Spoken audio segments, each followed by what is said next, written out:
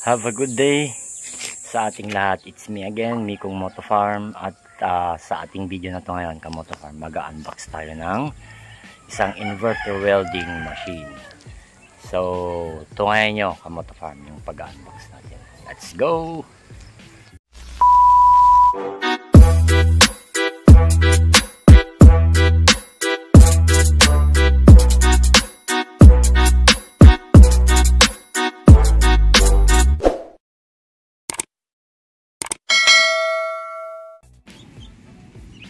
So ayan, Kamoto Farm, yung na-order nating inverter welding machine. So, ang pangalan niya ay Riam. Hindi ko alam kung ano yung tamang pronunciation. Riam. So, hindi ko rin alam kung saan to ginawa, Kamoto Farm. Comment nyo na lang down below kung saan po to ginawa. So ito po ay 2-in-1 inverter welding machine, MIG at ARC. So nabili natin to, Kamoto Farm, sa isang TikTok shop. So ang bili natin dito, Kamoto Farm, is 2,600. Naka-discount siya, Kamoto Farm. Tapos nung in-order po natin siya May 5, kaya 5.5, kaya no shipping fee. So ayan, Kamoto Farm, ganyan yung pagkakabalot niya. Naka-bubble wrap naman siya ng white. Then syempre gagamit tayo ng cutter. Let's go.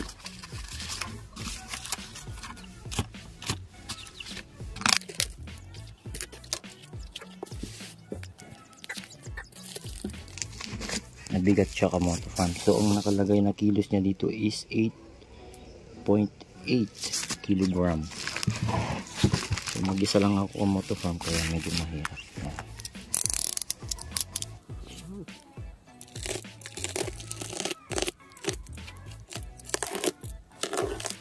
So syempre, try natin mamaya kung maganda ba talaga. Kasi napanood natin Kamoto Farm dun sa mga reviews niya, medyo maganda yung feedback.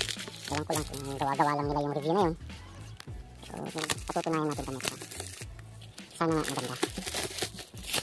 Ayan.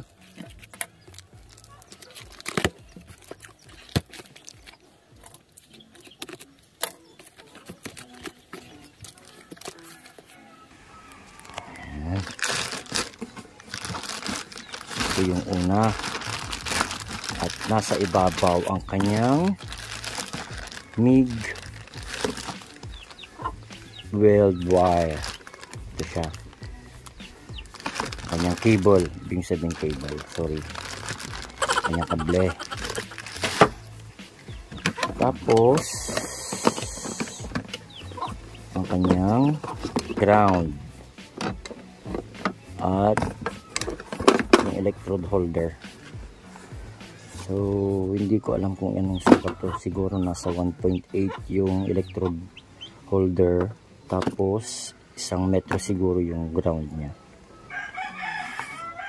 Ayan. Then ito yung free niyang MIG weld wire. So tignan natin, Kamoto Farm, kung nakalagay ba kung anong millimeter to. Ayan,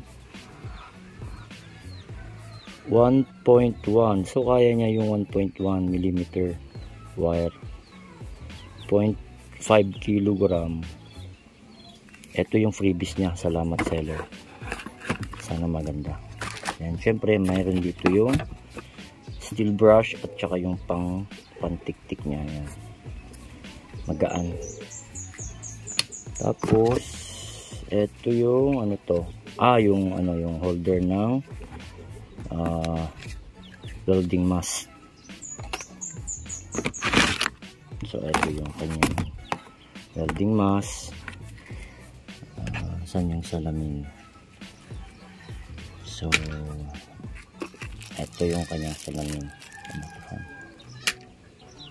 Tapos yung nasa loob pa nito is ito yung manual, an instruction manual, inverter welder. So kadalasan naman sa ating lahat Kamoto Farm, aminin natin na hindi na natin binabasa yan. So nandito na yung ating, wow, mabigat siya Kamoto Farm, mabigat. Lapag lang natin dito sa clip. Baba muna natin ito Kamoto Farm. Then ito yung balit lang yung mesa natin Kamoto Farm, pasensya na. Ito yung ginagamit kong table saw. Inalay ko sa silong yung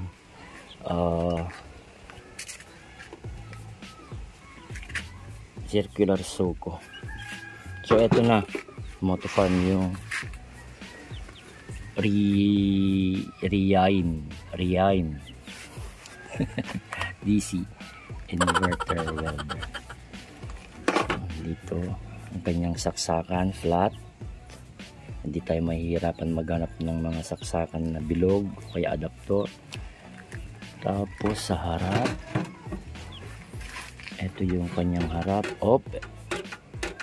Kita nyo Kamoto Farm, ito pala yung cover ng kanyang, kaya gumagalaw, cover ng side cover para dun sa MIG wire. So ito yung kanyang current tsaka ampere tsaka voltage.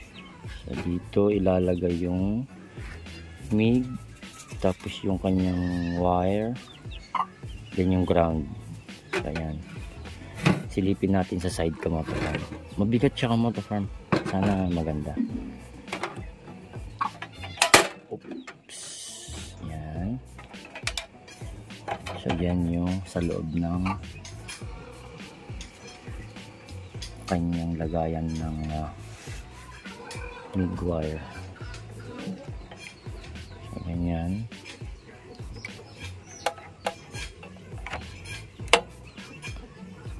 Tapos lagay doon yung wire.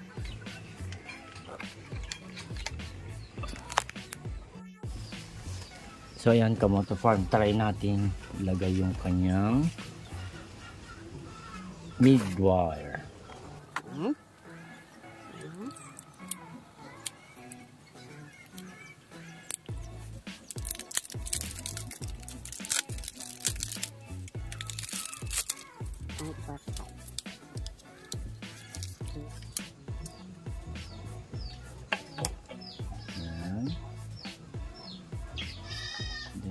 Paano to? Yun. Tapos pasok natin ito. Ayan. Naku po.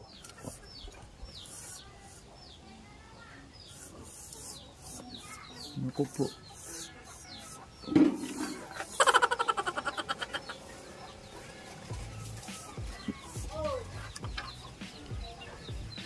Try natin ilagay yung kanyang lock. Baka sakali hindi na.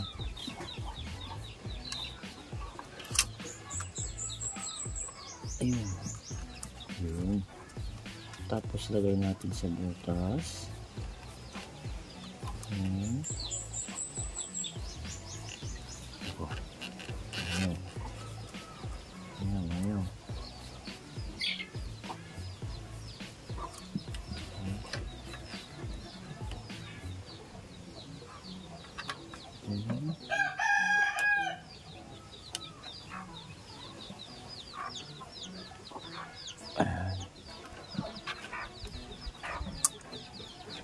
Yun, lumabas na siya Kamoto Farm. Ayan. So bago natin siya balik ulit, ayan, ayan.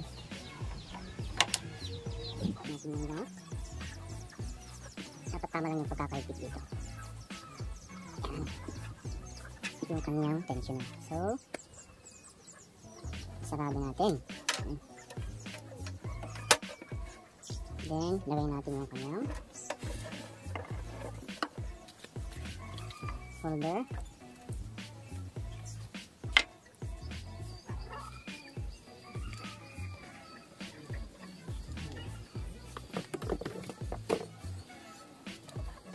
ground.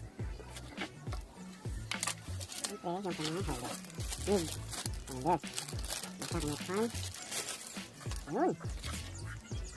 Tapos, Yung kanyang material ay plastic, pero hard plastic naman siya. Tapos yung kanyang pinaka nozzle, nakapal siya kamatasan. Ayan. Lagay natin. Bago pa ikot. Yun. Hanggang mag-lock. Lagay natin yung kanyang, kaso mayroon siyang giwang doon. Tatapat lang natin siya kamatasan. Ayan. Tapos yung ground ng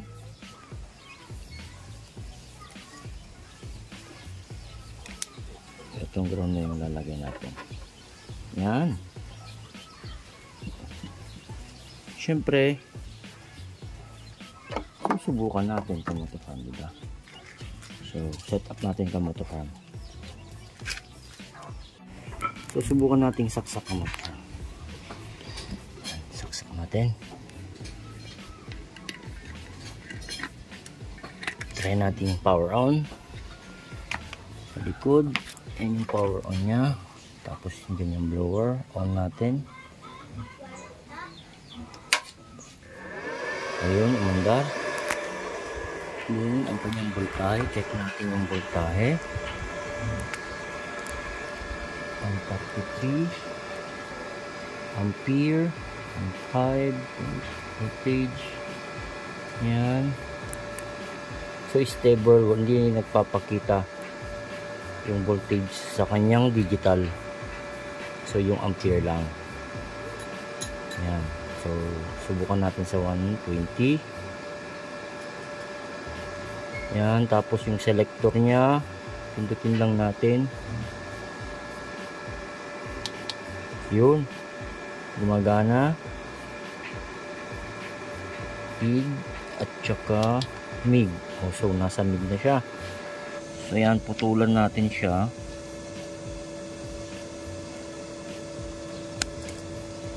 Yan. Then subukan natin.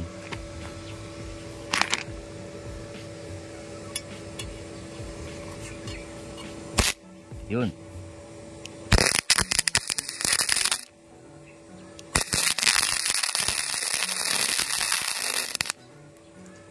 Yan. So nasa 120 siya. So parang kailangan natin lakas ang konti. 150.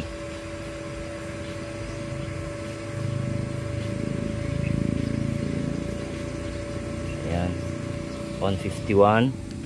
Try natin. Ako. Sabit lang kamoto farm. Malaki na yung lumabas.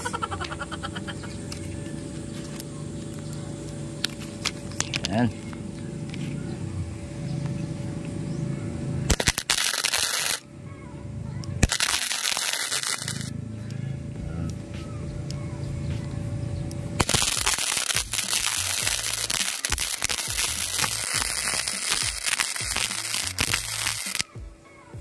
Ayan.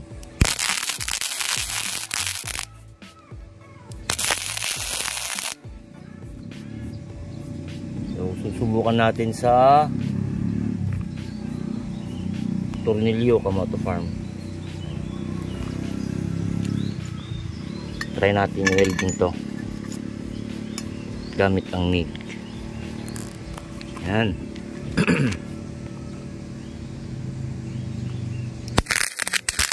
Oh, mabilis.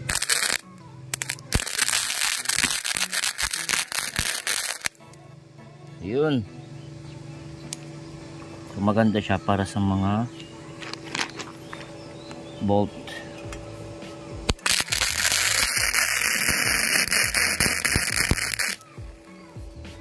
Ito mo ito fan. Maganda.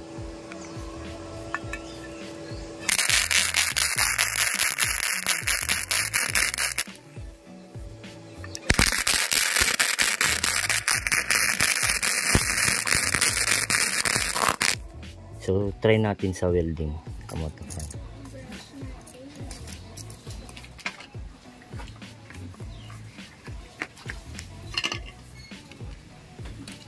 Ayan. Okay. So, yung kanyang holder okay naman. Matigas yung spring.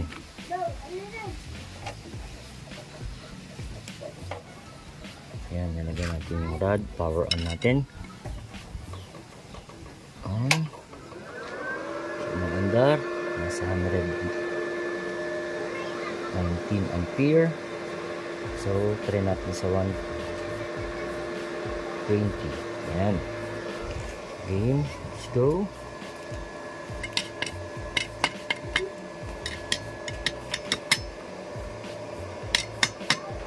So sa selector muna. Dapat lagyan natin sa MMA.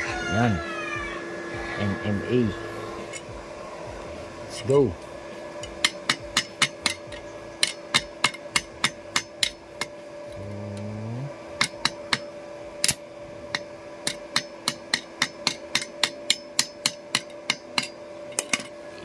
Ipat natin yung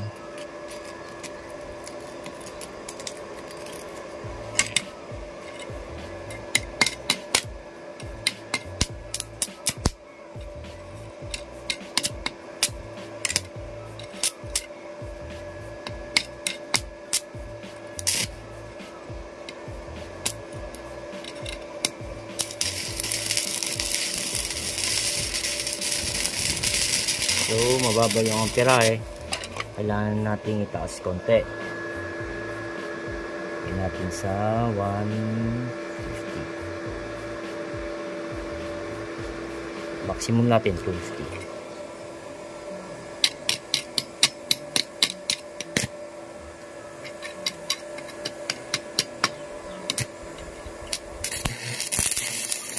Yun. Sit.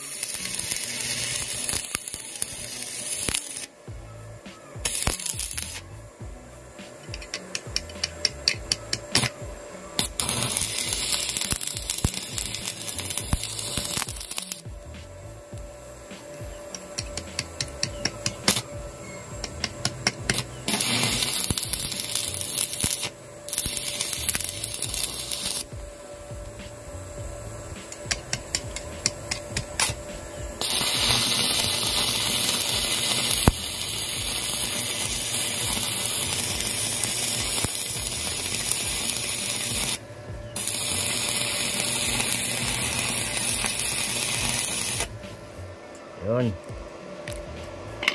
So okay naman sa welding. So ayun, Kamoto Farm, yung updated review natin sa ating MiG 250 2-in-1 Riyam inverter welding machine. So napalaban kaagad, Kamoto Farm, yung ating Riyam welding machine. Ngayon nagbabalat na agad yung ating mukha. So yun yung ating updated review ngayong May 2024. So salamat sa seller at sa mga gustong bumili, Kamoto Farm. Ilagay na lang natin yung link. At syempre, please do like, share, and subscribe sa ating YouTube channel, Mikong Moto Farm. God bless everyone. Mikong Moto Farm signing off. And bye.